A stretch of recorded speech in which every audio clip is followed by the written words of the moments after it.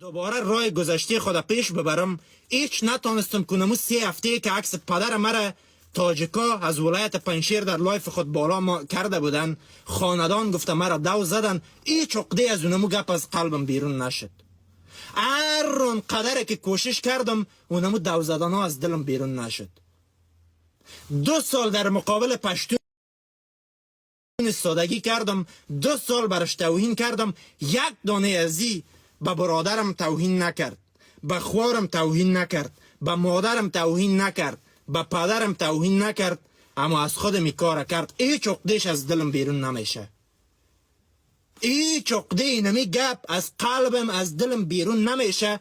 و در اینمی قسمت در مسائل ناموسی، در مسائل وطنداری، 1000 سلام به قوم پشتون. نتانستم اینمی گپ فراموش بکنم.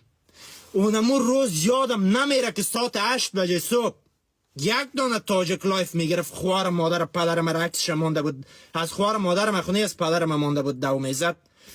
باز چاشت نوبت دیگهش میشد دو میزد، شو دیگهش دو میزد. با افتخار پنشیریستم فلان کنم. اینمی گپ از قلب من تا که زنده استم نمیره.